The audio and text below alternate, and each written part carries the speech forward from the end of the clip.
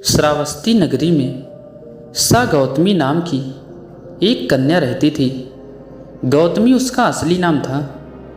काम करते करते वह जल्दी थक जाती थी, इसलिए लोग उसे सा गौतमी के नाम से पुकारते थे। गौतमी ने जवानी में जब प्रवेश किया और उसका विवाह हो गया। गौतमी गरीब घराने की थी, अतः उसकी ससुराल के लोग उसका यथोचित आदर नहीं करते थे। कुछ समय बाद गौतमी के एक पुत्र हुआ। अब घर में उसका आदर होने लगा, लेकिन होनहार कुछ दूसरी ही थी।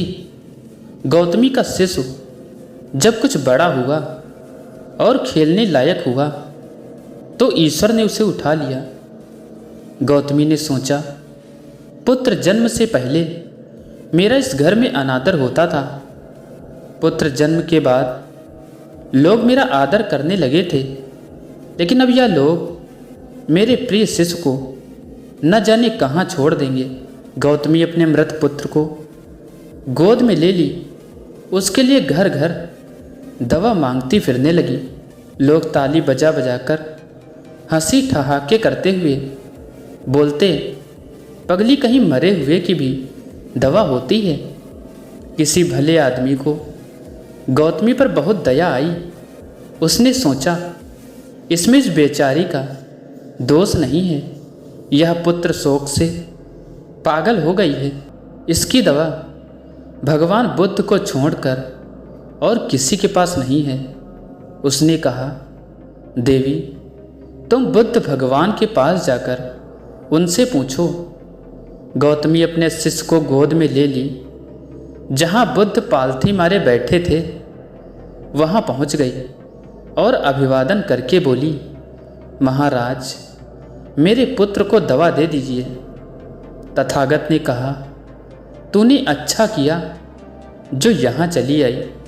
देख, तू इस नगर में से जिस घर में किसी की मौत ना हुई हो, राई के दाने मांग लाओ, फिर मैं तुझे दवा दूंगा।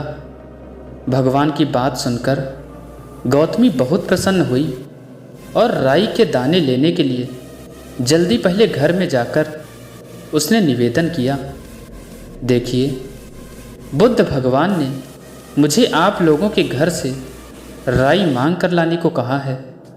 आप लोग राई देने की कृपा करें। गौतमी के यह शब्द सुनकर एक आदमी ने झट से घर में से राई के दाने ले आया और उसने गौतमी को दे दिया। गौतमी ने पूछा, पहले यह बताइए कि इस घर में किसी की मौत तो नहीं हुई? यह सुनकर घर के लोग आश्चर्य से कहने लगे, गौतमी, यह तू क्या कह रही है? यहाँ कितने आदमी मर चुके हैं, इसका कोई हिसाब नहीं है। गौतमी बोली, तो मैं आपके घर से राई न लूँगी। गौतमी दूसरे घर गई। सब जगह यही जवाब मिला। उसने समझा, शायद सारे नगर में यही बात हो। उसे एकदम ध्यान आया, बुद्ध ने शायद जानबूझकर ही उसे राई मांगने के लिए भेजा है।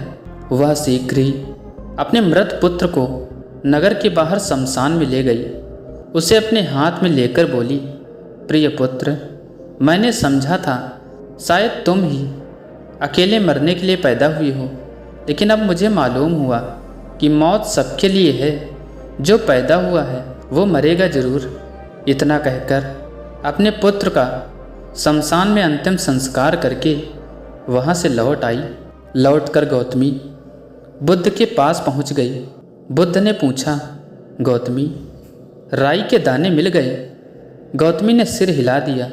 वह सच जान गई थी और उसने गौतम बुद्ध को प्रणाम किया और उनसे आशीर्वाद लिया। फिर अपने घर लौट आई। तो दोस्तों, आपको अगर ये कहानी अच्छी लगी हो तो इस कहानी को ज़्यादा से ज़्यादा शेयर करना और ऐसी ही कहानियाँ रोज़ाना सुनने के लिए हमारे चैनल को ज़रूर सब्सक्राइब करना। Thanks for watching this video.